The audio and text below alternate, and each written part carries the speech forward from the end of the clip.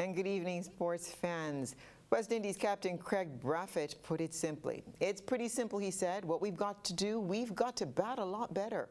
The visitors looked well short of their best at the opening test at Lord's, getting bowled out for 121 and 136 in conditions which weren't all stacked up against the batters.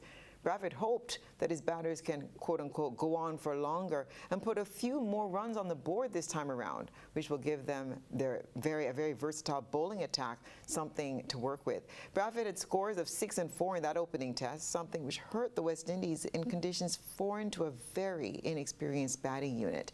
Meanwhile, West Indies coach Andre Coley has challenged his team to draw upon their resilience from earlier this year as they gear up for the second test against England starting on Thursday.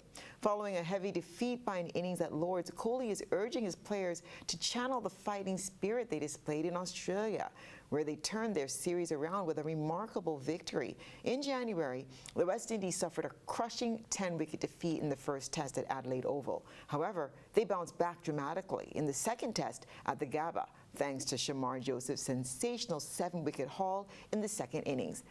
As they prepare for the second test at Trent Bridge, Coley is confident his team can draw inspiration from that experience and set the stage for a thrilling decider at Edgbaston. Windward Island's under-19 men sit second on the points table after the first 2 rounds of the two-day championship. Volcanoes have drawn both matches thus far and are on 23 points. The standings remain tight with only a few points separating the teams and all to play for in the final 2 rounds of the competition.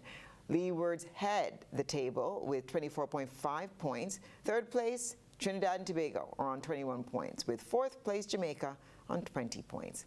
The championship was initially set to commence with a 3-day competition preceding a 50-over tournament. The updated format features 4 rounds of 2-day matches and 5 rounds of 50-over matches. 4 Grenadians are on the Windward squad. They're Curtin Murray, Raquel Sylvester, and Devani Joseph. The athlete Lyndon Victor will carry the national flag during the opening ceremony of the Paris Olympics. The games will run from July 26th to the 11th of August. A 6-member contingent will represent the country of Grenada in 2 sporting disciplines. Their triple Olympian, Karani James, he'll be competing in the 400-meter. The Commonwealth Decathlon champion, Lyndon Victor, as well as former double world champion in the javelin, Anderson Peters, Hallie Hazard, is the last of the track athletes. Hazard made her competitive debut for Grenada at the 2017 Carifta Games, where she earned a silver medal as well as a bronze medal in the 200-meter and 100-meter respectively. Team Grenada is completed by swimmers Tilly Collymore and Zachary Gresham. Both have competed at several World Aquatics and international meets and are national record holders. And that's what's been happening in the world of sports.